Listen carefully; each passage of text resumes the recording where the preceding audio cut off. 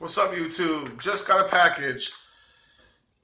Pretty cool one right here. It's for my next build, the TT01E, the man truck, the Reinhardt Racing livery, Tamiya man truck. And the cool thing about this one is that it can be built in different lengths. You can see there, I think all the way from 70 millimeter down to 55 millimeter, depending on your application. And then a chart down here to let you know which piston and, spacer and springs to use. And this kit is the 50519 Mini CVA Kit. Unit set 2, actually. I guess that means something. I'm not sure. But what I'm going to do is I'm probably going to build this. But what I'm going to do is I'm going to build the stock ones first, or run the stock wheels and tires.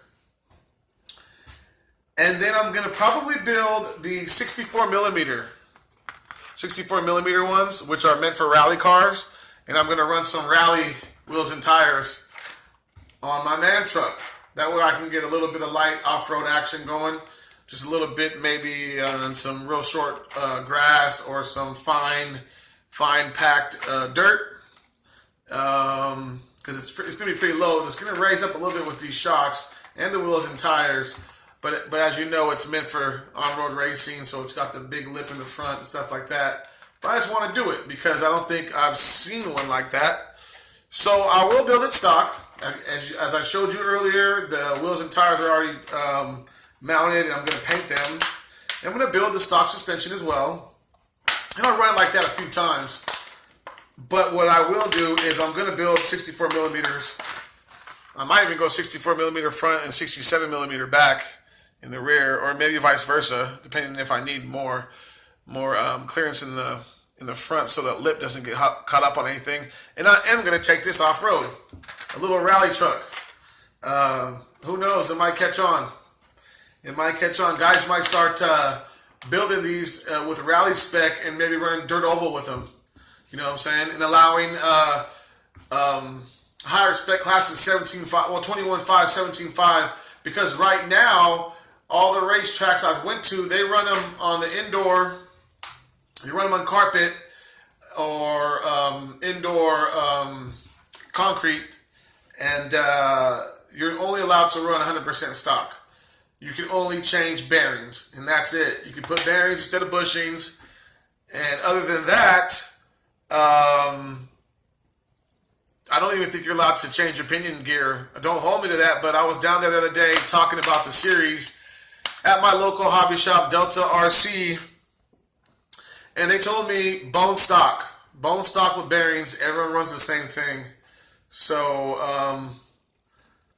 maybe if there's enough people racing, he said it's really popular because it's relatively cheap. The kits are $150 to $175, and then just you need a receiver.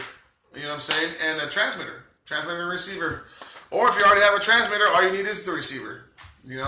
So for another $15 to $20, you're in there. You don't even have to buy the bearing kit. The bearing kits are anywhere from, I think, $15 to $30 for that particular chassis. So, I mean, for right around $200, $200 and up, you have a completed kit, minus your paint and whatnot. So actually, if you can find, I found mine for a good deal. But if you get it for $170, you buy some paint, that's going to be $10. You buy a receiver, that's going to be another $10.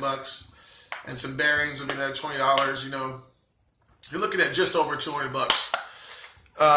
But yeah, hopefully we can get more racers racing these. That way we can have some different classes. We can have, maybe the novice class could keep the torque tune motor and the stock ESC, and then we can go to 21.5 and 17.5 and maybe up to 13.5 if there's enough people racing.